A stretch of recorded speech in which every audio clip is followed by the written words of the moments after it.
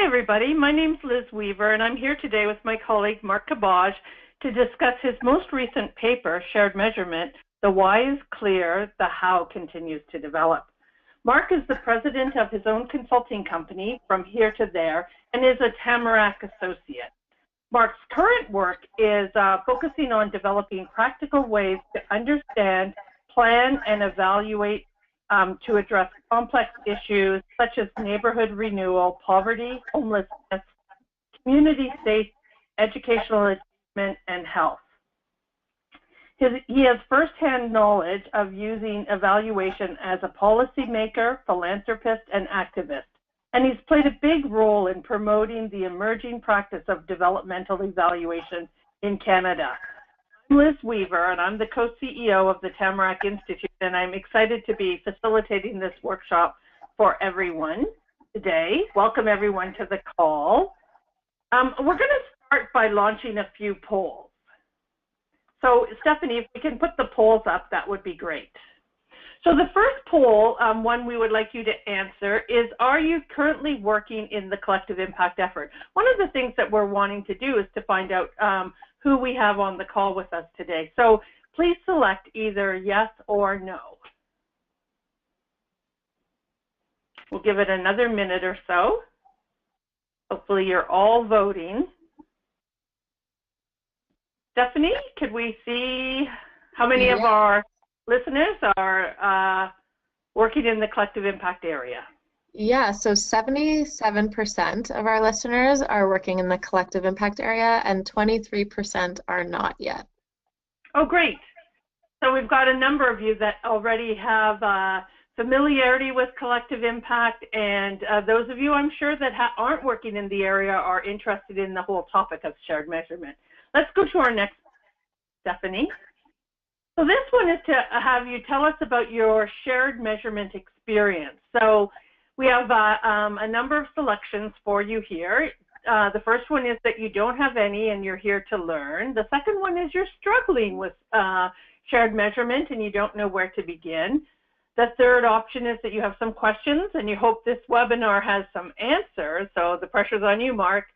The fourth is that you have a good approach to shared measurement that you can share, or you have a good approach to shared measurement that you will share. So why don't you vote on this poll? Maybe give you a couple more seconds. Okay, Stephanie, why don't you give us the poll results? Sorry, I was quick to draw there. We have about 59% of people that have some questions and hope this webinar has answers. About 25% that don't have any experience and are here to learn. 9% that are struggling with this and don't know where to begin. 5% that have a good approach and that can share.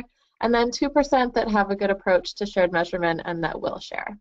Oh, excellent. So for those of you that can and will share, we hope you will share with us either through tweeting or when we send you out a post email that you'll send us back some examples that we can share with others, and that you'll also join the conversation at some point today.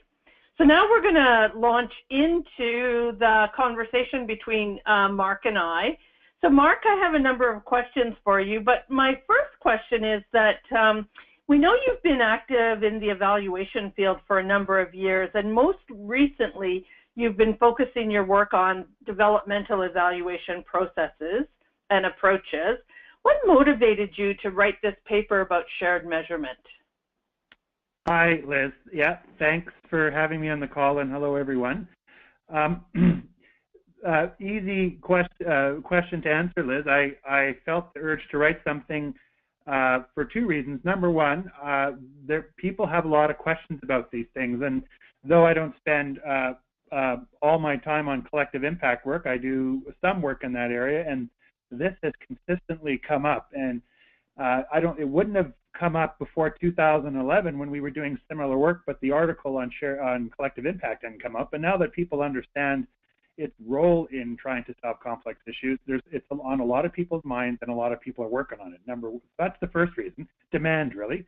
The second one is I realized that were some patterns in people's struggles to work on these things, patterns that at least I saw in the feedback, and things that may or may not have always been addressed in the literature. And often it has, but maybe not in the way that I found myself responding. So I felt this urge to write it as much for myself to make sense of how to respond to some of those issues and to think about them as I did to, produce something helpful for others. And the challenge is that there is so much written on measurement, and I think I mentioned it in the beginning of the paper that, the field of measurement, you can argue when it really began. There was people doing cost-benefit analysis in the late 1800s.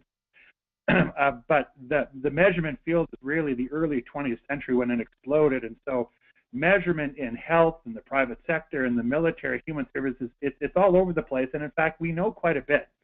But I found that pattern of practice, while very informative, is mostly, though not always, organized around hierarchical organizations, a big hospital or a big organization like General Motors, etc. And very few of the practices, or at least the resources, refer to working in distributed or decentralized systems where you have lots of people working together. No one's clearly in charge of that. And people have different interests and capacities all working on complex issues. There's a little bit on that, but not a ton, or at least the stuff that does exist isn't all that accessible.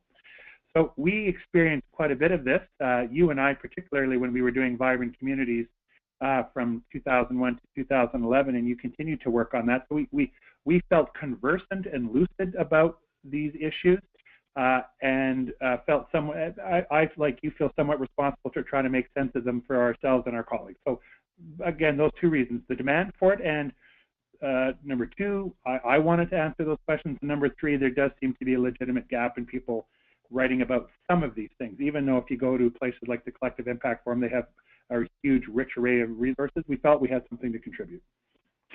Yeah, I think that's very interesting. And, it's interesting to me what you just said about the fact that shared measurement is different than, measurement within an organizational domain, right? This is across multiple partners, and so that probably does make it unique and does identify some unique challenges. And so you premised the paper, on 5 ideas that you think are foundational to improving the practice of shared measurement. I wonder if you could provide us with introduction to those 5 ideas and maybe a brief overview of them as well. Sure thing. And I should mention that we have, with other Tamarackers, have spoken and written about other dimensions of shared measurement before, including a resource called Evaluating Collective Impact, 5 Simple Rules. Earlier on, writing something about shared measurement on an Engage blog, and you and I wrote our 3.0 paper. So I do want to confirm that I do think the why is relatively clear and compelling in shared measurement, but we are learning about how. And I don't pretend this is a comprehensive or an exhaustive account of all the things to attend to. These are just 5 things that popped up for us right now that we thought we should continue to work on. It doesn't mean there's not another 5 or 7, or that other people in the audience would have legitimate ways of describing these things. But my contribution, or our contribution to this, focuses around 5 things that I hear about a lot. Number 1 is the challenge of matching a shared measurement system, or at least the development, to the evolution of a group's results framework or theory of change. So we'll spend a bit of time on that. Number 2, this is quite critical, distinguishing between shared outcomes, shared measure, and shared measurement. Number 3, complementing all this emphasis on the production of shared measurement with the ability to make sense of that data and use them for decisions. Number 3, combining sort of a big design up front approach to designing measurement systems and doing collective impact in general with an agile approach, and it's a bit of a nuanced point, so I'm looking forward to backing and forthing about it with you. And number 5, drawing on extensive experience in organizations overall, but particularly with something we've seen in the public sector with something called new managerialism that started in the late 80s or 90s, depending how you look at it, and influences us all. There are lots of things that can prompt perverse consequences, so we need to be aware of them. And I'm going to argue that, in fact, you can't actually avoid some of them, or you can't anticipate all of them, but we better be able to spot them and adapt when we see them. So they're almost like a necessary shadow side to shared measurement. So those are the 5 ideas that at least preoccupied my thinking as I wrote this thing. And as you said, Mark, we're going to dive into some of them in a bit more detail. So the kind of next question that I have is this idea around the point of the shared measurement discussion, which has to be really shaped by your strategy, right, or the approach or the theory of change that the group has, and that it's counterproductive to get into any measurement discussion when with a group in the early days. So you made that point in the paper, and I'm just wondering if you could elaborate. And I think it actually kind of leads into the first foundational idea.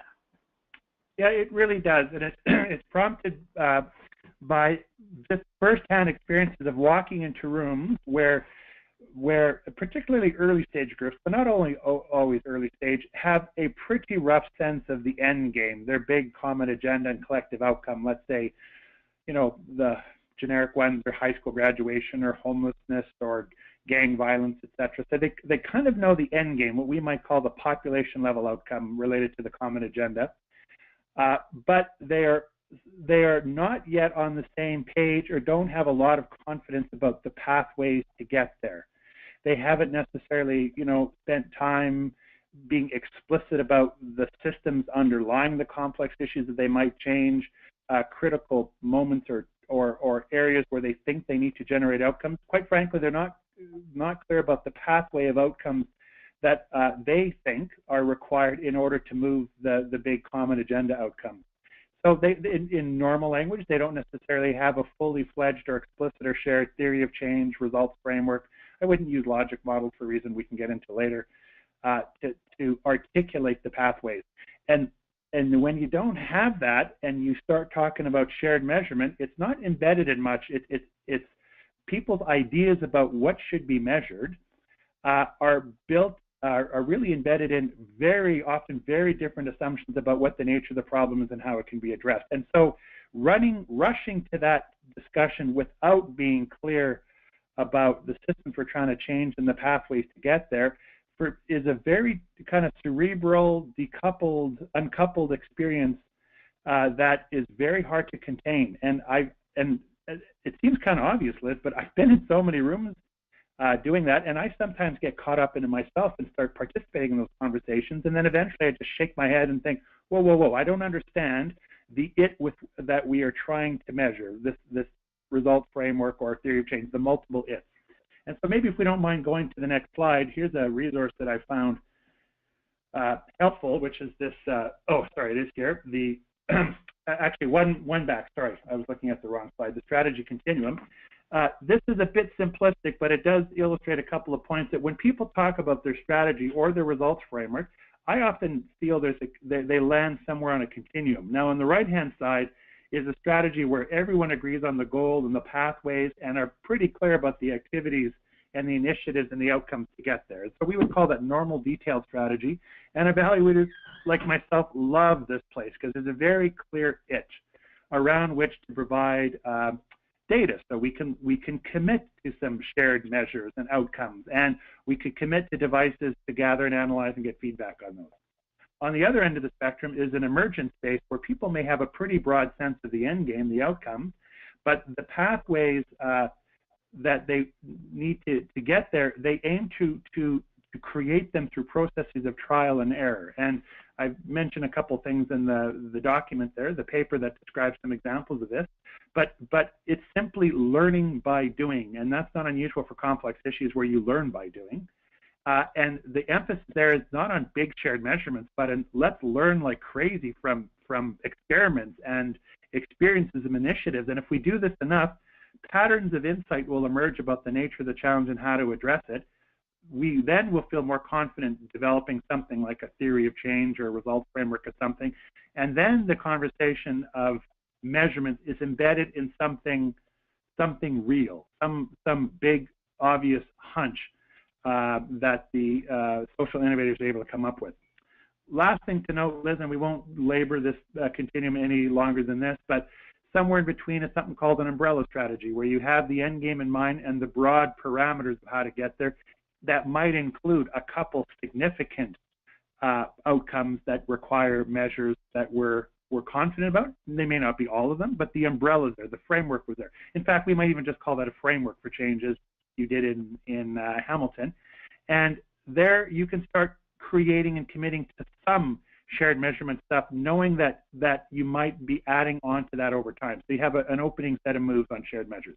So for me, Liz, in the early days, emergent strategy, the implication is don't go crazy on shared measures. You might have a shared measurement conversation in a way that helps you understand what your partners are thinking about strategy. So Liz, if you said, hey, I think high school graduation is a key indicator of success for poverty reduction, that's not so much a discussion about committing to high school graduation. For me, that's an invitation to say, hey, tell me on your theory of change or your results framework, or make the case that that's a critical thing in someone's pathways out of poverty and therefore is worthy of some extra attention on shared measurement. So that's, I don't know if that was too long an answer, but that was in my mind when we tried to come up with that relatively simple practice of matching your measurement process to the evolution of your results framework.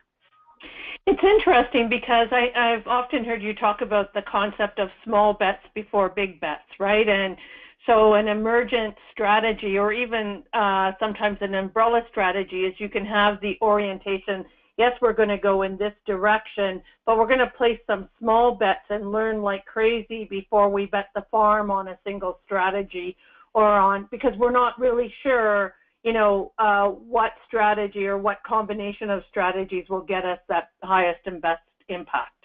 Exactly. And Liz, and having said that, as evaluation often does, I do think it surfaces larger questions about how people who want to use a collective or create a collective impact approach, a lot of groups start trying to rush to the detailed strategy up front, and they spend a lot of time struggling. So we are here chatting about evaluation. I think it raises larger questions about our ability to, in a disciplined way, start sometimes with emergent strategies or commit to umbrella strategies and have the discipline not to rush to detailed strategies until we spend some time working on something real and we have more confidence about committing to detailed strategies. Yeah, and I think, the one thing that we've learned, I guess, Mark, in our Vibrant Communities work is that even as you begin to, engage in community change efforts, that the community changes around you, right? So you might have a detailed strategy, as we did in Hamilton, around poverty reduction, and all of a sudden the province says, hey, we're going to do a poverty reduction strategy as well. And I can say that wasn't in our detailed strategy. It was emergent. We did have a policy orientation, but that we had to then shift gears to really embrace that emergence. Liz, you mentioned a point that we could have spent more time on in the paper, but that is, of course, that strategies ebb and flow along this continuum. And in fact, if you look at many collective impact strategies, I bet you would see something kind of patchy where you'd say, well, that part of the strategy is very detailed. That part of the strategy is very emergent, et cetera, et cetera. So you're right. This is not meant to be a linear progression. This is an ebbing and flowing and a patchy approach to strategy development. Yeah, and I think it sets it up really nicely in terms of thinking through kind of shared measurement. So in the paper, you also distinguish about, and you talked about this in terms of the 5 big ideas, you distinguish between shared outcomes, shared measures, and shared measurement. Yep. Why do people get these confused, and what do they need to know about these 3 things that make them, both complementary and distinct from each other?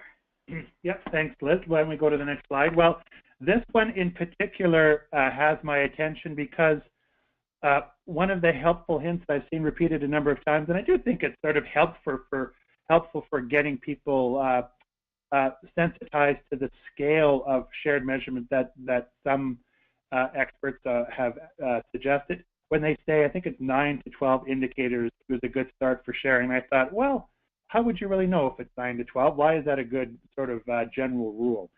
And what I found is when people start chatting about these things, there is this distinction. So the reason people rush to shared measurement is because that is the language used in much of the collective impact writing. So that's understandable.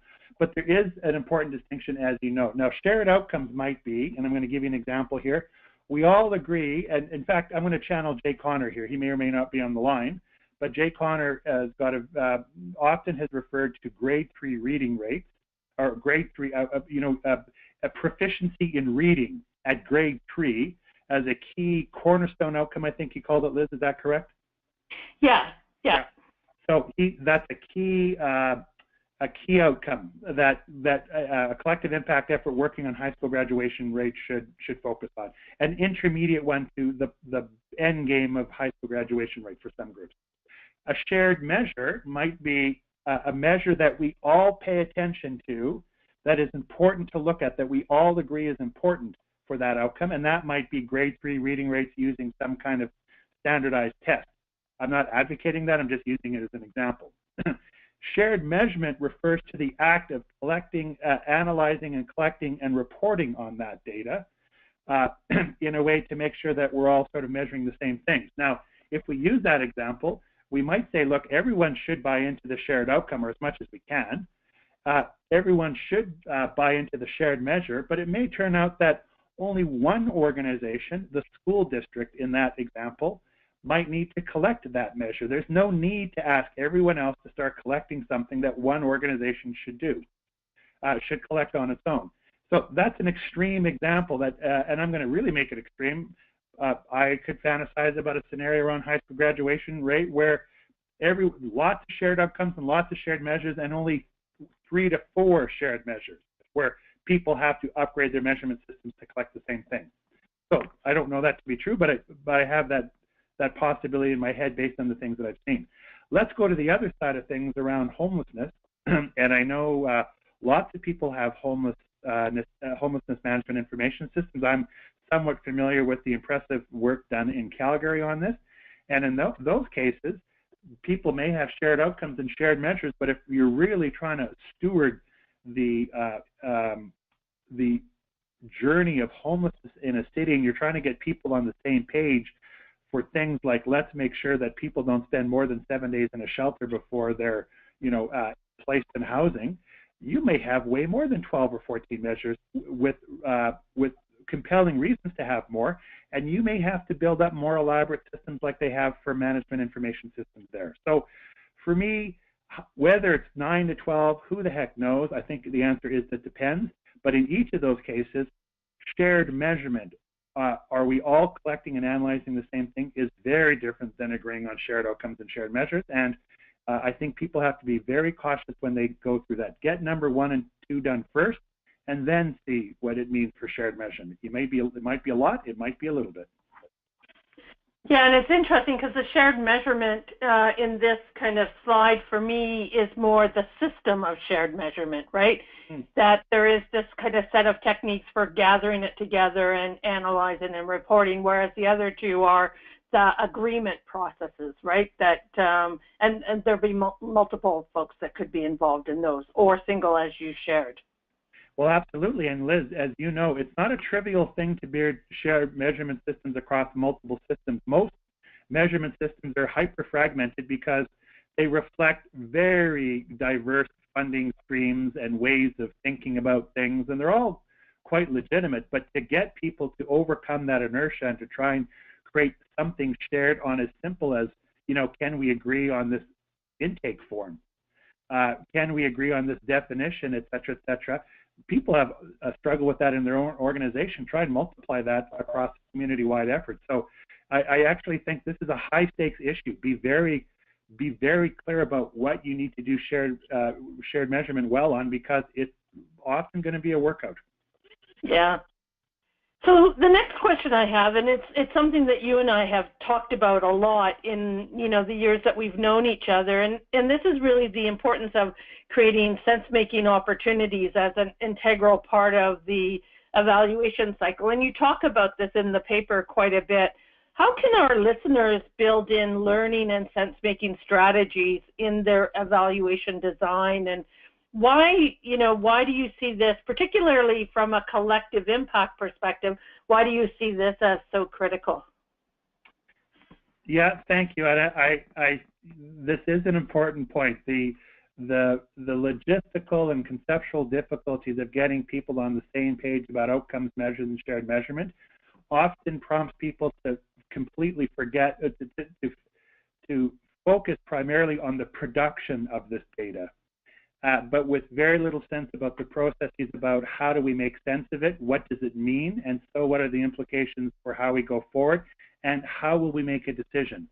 And I don't want to be overly romantic about evidence-based and data-based decision-making. I've been highly influenced by Michael Quinn-Patton's work on this, utilization-focused evaluation, and he's got this metaphor that I like, that decision and data is always a part of the decision-making pie. It's hardly ever the entire pie, if you will.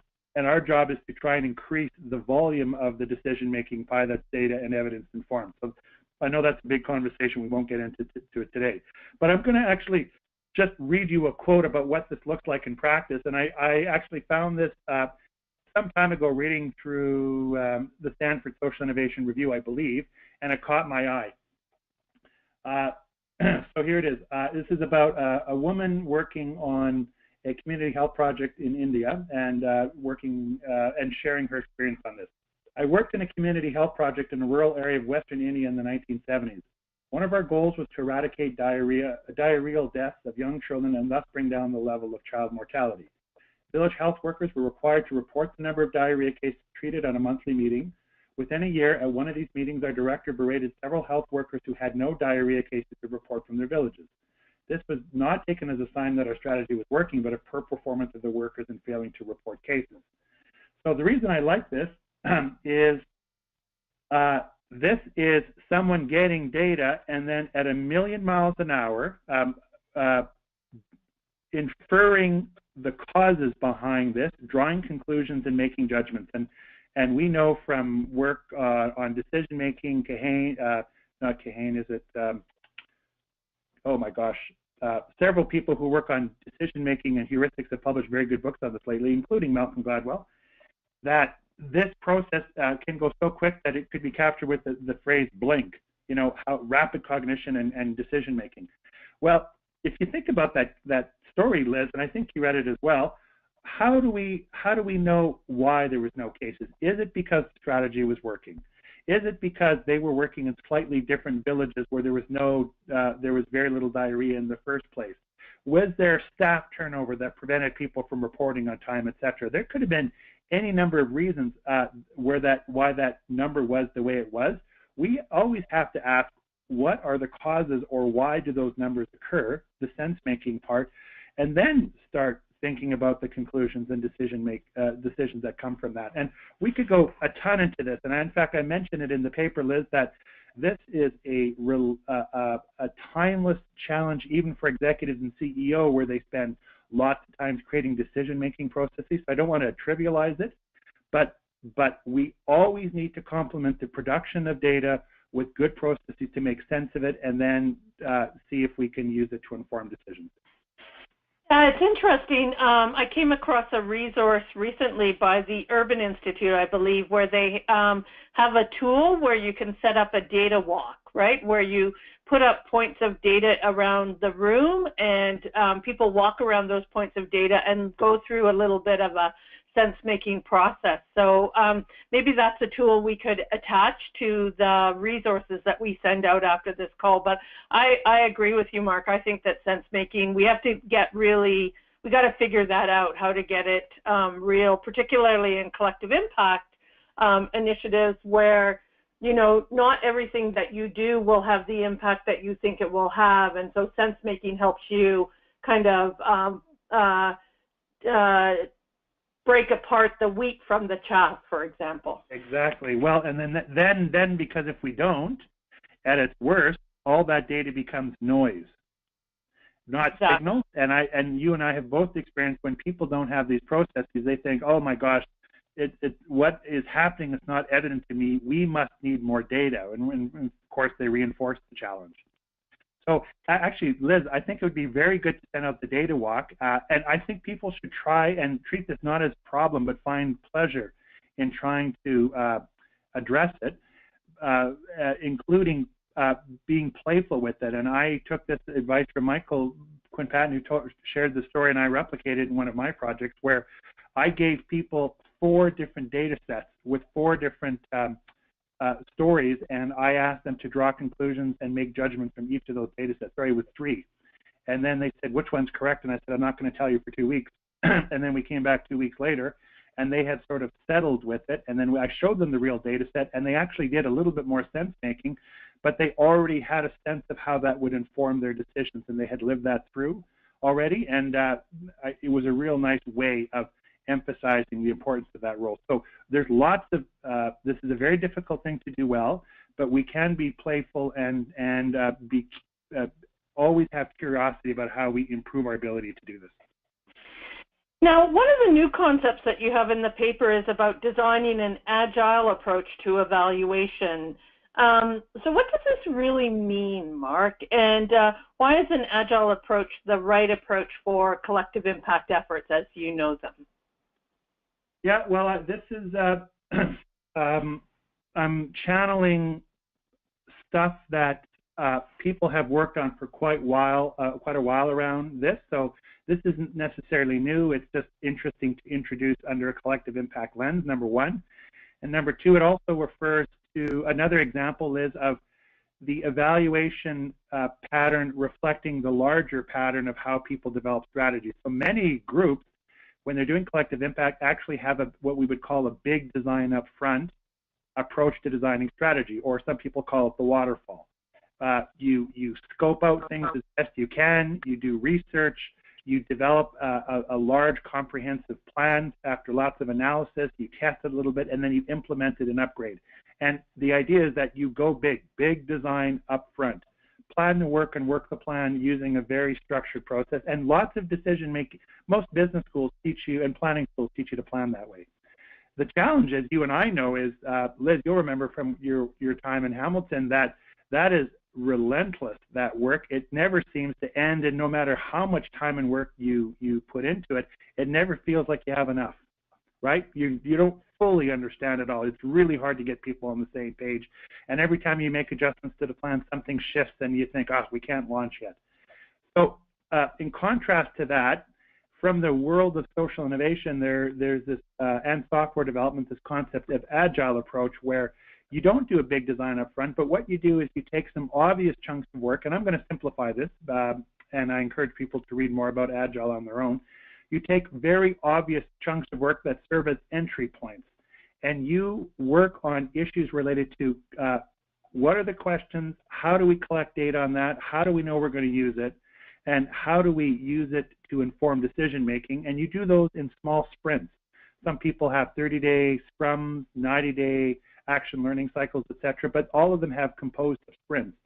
And then over time, what you do is you start building out, chunking work almost like modules, adding new features and new sophisticated approaches as you learn more, gain more confidence, know that you can actually use data, and can keep up to the ever-evolving strategy that might be in front of you. And so I could spend a lot of time on this explaining the details, and again, I don't want people to hear it from me. There's plenty online on this.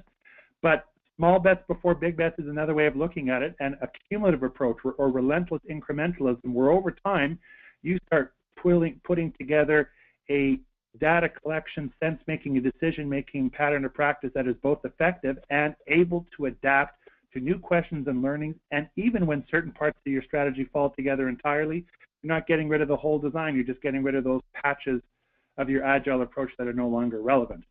I used the case study in the paper of a group that I just left an hour ago, the 24/7 Diversion Project in Edmonton, and I wish I would have delayed the paper even another 8 weeks, because I've just watched the latest iteration. It was our 90-day cycle meeting, and how they've got 6 significant upgrades, 3 of which they're going to do in the next 90 days, 3 of which they're going to try in the next 180 days. To upgrade their data management information system, and it's still one of the best real-time systems I've ever seen. So don't take my word for it, Liz. I think I have it in the paper there that when some groups evaluate, like the Standish group, which approach is better in terms of usability and cost and timeliness, the research says overall, and this is done with tens of thousands of people responding to surveys, that the Agile approach outperforms the umbrella approach almost every time. Wow. Wow, that's really interesting. And it's interesting when you think about the how of shared measurement, right? So you almost can set up these little 90-day or 30-day cycles and really learn and measure in real time, and you're still getting data. You might not get the big, population level data, but you would still get lots of data in these short cycles and these short sprints that can help you identify patterns and make sense of how the work is unfolding. Well, absolutely, Liz. And I did one of the things that I wish I would have said even more clearly in the paper is that an Agile approach works even better if that's how your strategy is being developed. So, because your strategy, your evaluation design, and rhythm should match, mimic, or echo to some degree your strategy development implementation processes, right? They should be contiguous. I think, like the earlier question, it surfaces for us very interesting implications for new ways of developing strategy as well.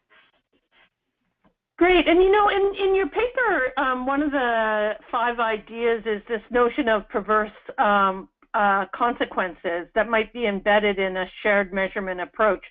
Do you think you can take a couple of minutes to share some examples of perverse consequences and how practitioners might watch out for them? Yeah, and this is one of the areas, Liz, where it's very nice to be able to draw from the existing literature on public administration, performance management from the field, because there's lots of history on this, and particularly in the last 20 or 30 years. And this is the slide that you see in front of you is from a British researcher already from the late 1990s that identified 8 perverse behaviors in response to performance measurement, or at least even sharing performance measurement online. And I'm not going to go through these, but I'm going to say a couple. Tunnel vision, organizations faced with many targets choose the ones that are easiest to measure and or offer reward for, and then they ignore the rest. So treasure what you measure kind of thinking. And so some things are easily measurable, even though they may not be the most relevant or easy to move. Let's focus on those. So that's perverse consequence of a sort. Gaming, organizations deliberately underachieve in one performance cycle in order to get a lower target in the next one. Number 3, what was goal displacement? Oh, where was that on here? It might be. I know that from another chart where you trying to achieve one goal because it's measured forces you to systematically exclude pursuing another goal. And in fact, this is the example I use in the paper as of the British healthcare system that was very similar to Canada's. They were ahead of us on this. They were trying to reduce wait times. And in order to do that, they focused on lots of measures to reduce wait times and to track that performance. And in the between, they sort of cannibalized or underinvested in or paid attention to all these other areas of service that in some cases, particularly one that was well documented, might well have led to a dramatic increase in deaths in one hospital. All of it because we were fixating on one set of measures at the expense of others. There are some examples in the collective impact field, and I share a couple in the paper that I have witnessed or seen. I think there's many, many more, but I think they're in the shadows. We're not good at talking about them yet. So I can't see this not happening in the collective impact field. And here's the kicker. I actually think these are almost unavoidable. I think one should pay attention to them and be sensitive to them when you're designing your shared measurement system, and let people be very honest about whether or not they will emerge, and then to pay attention to them. And if they start to emerge, try and come up with some version of a self-correction and adaptation when you see them. So in the case of the British hospitals, they widened the measurement systems and they stopped publishing some because they thought that created even more perverse consequences. So this is the point I made earlier. This is a necessary shadow side to shared measurement, but let's, for heaven's sake, not pretend it doesn't exist.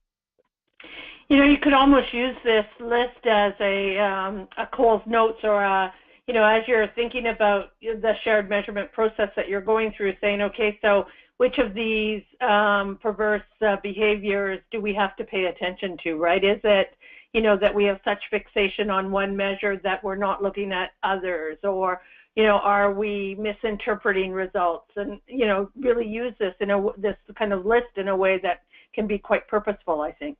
Yeah, it's a very good point. I agree. In fact, I'm sure if one digs deeper on this, and I haven't dug deep enough, that there's probably very practical practices along those lines. Yeah.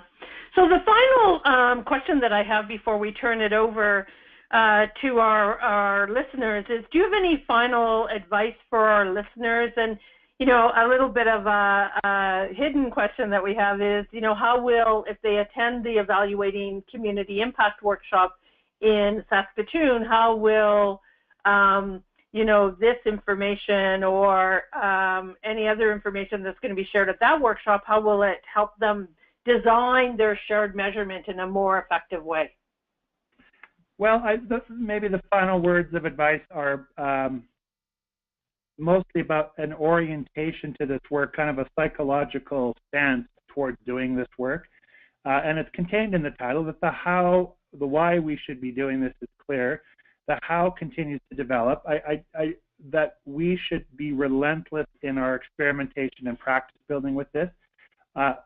Do not think there are recipes out there that are easy to follow. There are some principles emerging in patterns of practice. So go into shared measurement being clear about the why you want to do it, and be cautious in thinking what you can expect in the how and your own ability to deliver on the how, number 2. And number 3, simply commit to getting increasingly better at the entire enterprise, maybe mimicking that small bets before big bets, Liz. I don't think I would say it's a formal piece of advice, but my own thinking on this is I get scared when people embrace shared measurement in a big way up front. I just think it's going to be a workout. Be confident going in and be cautious and relentless in developing the how. So that's more of a stance than anything, Liz. But in terms of the how, we will be looking at not only this paper and these ideas in more in depth in Saskatoon, but we will be, when we look at other issues, we will be addressing some of the general principles in this paper in other ways, such as looking at methodologies around systems change that include sense making, such as most significant change, for example. Number 2, paying attention to unanticipated outcomes that often emerge despite your own commitment to shared measurements, where you get goal fixation and just focus on those. So we will have a splatter of different things that relate to evaluating community change in general, but are also relevant to these 5 challenges posed here today. Yeah, it's very interesting. So we now have a couple of minutes to maybe open the floor up to specific questions that folks have. If you have a question, please type it in the chat box, and I'll turn to Stephanie in a minute to share the questions with you, Mark, in terms of what people are thinking about. Or you can tweet your questions using the hashtag TamarackConnect. Stephanie, do we have any questions? Yeah, so just while I'm waiting for questions to roll in from those online, we did get a few pre-webinar questions that I can go through in the meantime. Sure, that's great. Yeah, so the first one, for people who are at the beginning stages of regional shared measurement across sectors, what are some of the process models that can be used to entice people to consider redesigning their existing tools? That's a very good question, and I don't know if it matters if it's regional or not. For me, if we accept the fact that any commitment to shared measurement is going to require some kind of work, how much we don't know until you're there and seeing what it is. I like to actually, and I think this is one of the measures in the paper, say let's commit to not measuring anything new for a year.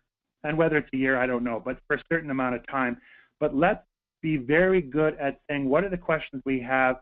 What are the data? What's the data that we already have that could be used to answer some of these questions? So Stephanie, like no new data, but let's be very good at making sense of it and trying to draw conclusions right now with that, and what kind of decisions we would make, and then ask what kind of data would we like to have that might require us to do more shared measurement. And really what this is not only a way of building up the sense-making muscles without having to produce new shared measurements, but it might increase sort of confidence and curiosity in that process and whet the appetite or even create the demand for people to say, I know it's going to be a pain in the butt, but I really want to get that data. We really see why we need it. And it's not an abstract thing. We haven't been able to answer these questions with the data we have. So I haven't thought about this as a title or a technique, but a one-year moratorium or more or less on new data collection. What are our questions? What can we answer with the data we have? And therefore, what gaps are there that we really want to fill that would create the opening moves of our shared measurement agenda? Perfect. Thanks so much, Mark. Another question here is, how do you encourage organizations to collect more data just so that everyone can all have at least one shared measurement? We have organizational buy-in, but have a hard time actually getting to the next step where organizations have some stake in the game. Yeah, you know, that's a good question too. And my answer comes from the same zone or space as the answer one. Collecting data for the sake of collecting data, I actually think will never survive. That we have so much data being collected already. In fact, we're data rich and sense making and use poor. And so the question would be, can you collect that data in a way that people feel it is useful for them in general, and that they understand how they can use it and make decisions that will benefit their work? Or the alternative is, it's not really useful for others, it's being used for some other purpose, such as funding, reporting, or administrative monitoring, etc. That is important in its own way, but you would say, look, I'm not even going to pretend it's useful for you, but we do need this for other purposes. And I actually often said that. I did a keynote yesterday, and I wish I would have said this in the keynote, but I was running out of time to share some of these ideas. But I think if the social innovators treat themselves as priority number one, here are the questions we want to answer, and therefore the data we need to collect, they will often have a much easier time in being open to saying, and here's what other people need for different purposes, such as administration or marketing or field building, but I'm willing to give that to them because I feel satisfied myself that we have information.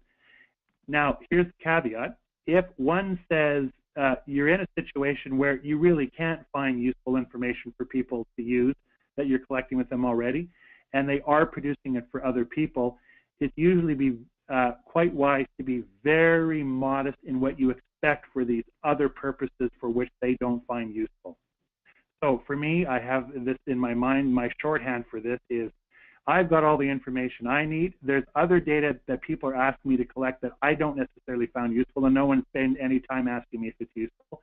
I am willing to feed the beast, as it were, give data to other people for other purposes, as long as I'm making sure I get it doesn't interrupt my ability to get the data that I want.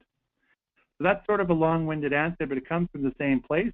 If people are not getting data that's useful for them, I don't think you have much of a case for doing anything. And number two, if it's not really for them, make sure you've got data collection that is useful for them, and be very modest in your claims for them delivering information for other purposes. Great, thanks, Mark. I have one more here. How do you balance the data collection and evaluation with the actual doing of the work? In a complex system, it's possible to delve into multiple data sources with much investment on the measurement, rather than a more solution-oriented approach, which is often critical. Yeah, it's great. In fact, you know, I don't know if there's anyone from Reach Edmonton online here or the 24/7 diversion model. It was such a great meeting today because there was so much data that was produced, but it was all linked to 5 to 7 questions that we always need to answer in developing that 24/7 service delivery collaborative. So for me, if the distinction, it's a distinct function, evaluation, gathering data and making sense of it from, you know, design, decision making, etc. But they're overlapping. So if it is done right, they're almost inseparable, because we should be saying, what are the 5 to 7 questions we have to answer, however many they are, what kind of data we need, and a decision maker should be pounding the desk. This is a glorious position to be in, saying, I can't wait for that data, or thank goodness we had this data, and it's worth the time and effort to gather because it's helping me make a decision. So maybe on the other side of that exploratory set of comments I just made, let's be really clear about the questions that innovators and decision makers want to answer.